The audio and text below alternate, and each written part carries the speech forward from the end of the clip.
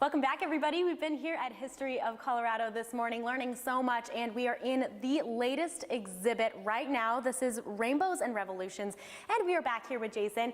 We have so much to explore here. Tell me a little bit about this incredible exhibit.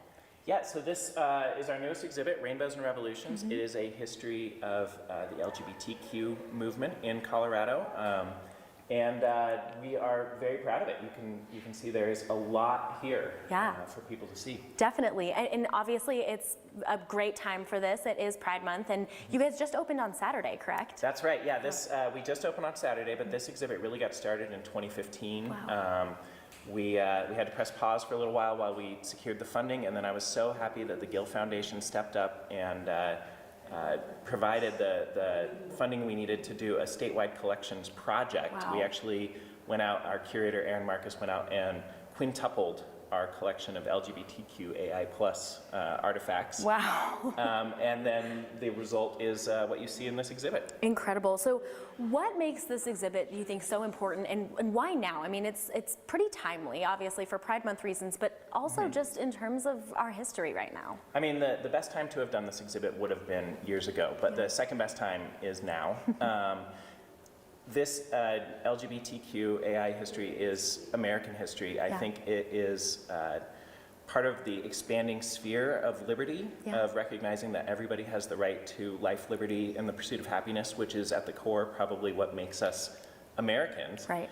And this is one community's story. I think it's really important to see this, this civil rights story and to understand that those rights aren't guaranteed, that there's something that have to be constantly guarded. Yes, definitely. I mean, we were walking around the exhibit earlier, you guys, and along the entire outside of the walls, there's this incredible timeline. You can really see the history here of, you know, the LGBTQ movement here in Colorado, which is so cool. And this, of course, highlights the big moments throughout that history. You can see a little piece of that here, which is so awesome.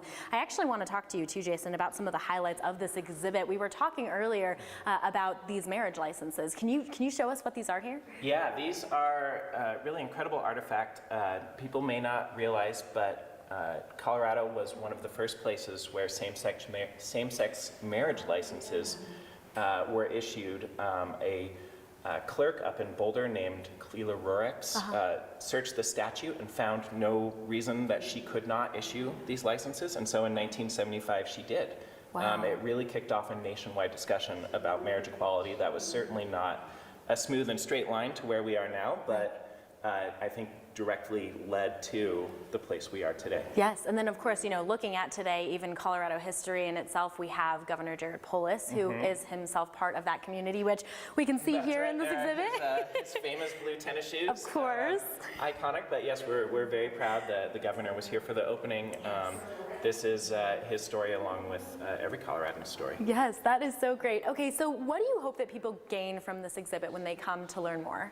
Yeah, I really hope that people do come to learn that the LGBTQ movement is not something that's new. Yeah. The timeline that you mentioned starts in the late 1800s. That's where we see the first mentions in Colorado. We see mentions of gay people. They wouldn't have called themselves that at the time, but LGBTQAI+ people back into the early 19th century and other places in every culture. And I think it's valuable for people to come and see that it's not an issue that just cropped up recently, or even with Amendment 2 in the 90s, it's something that has been part of Colorado's history from earliest days. Yes, well, like we said earlier, you guys, we've been here all morning. I've been learning so much since we've been in here, and there is so much to really gain for this. Even those marriage license, like we were talking about, that's the first podcast in Dr. Schulten's, like we were talking about earlier, right? Yeah, Susan mentioned Lost Highways podcast. That's episode number 1. Wow. We went out and interviewed Cleela Rorix, we interviewed the governor, and we put together this fantastic episode. We promise you stories that you won't believe you never heard, and I think this is one of those. Incredible. Well, Jason, thank you so much for taking the time. Danny. Yes, you guys come down here, check this out. So incredible. Claudia, we'll send it back to you. All right, thanks, Danny. And there's so much to learn at History Colorado Center. Get exhibit and event information online and buy your tickets to see Rainbows and Revolutions at historycolorado.org.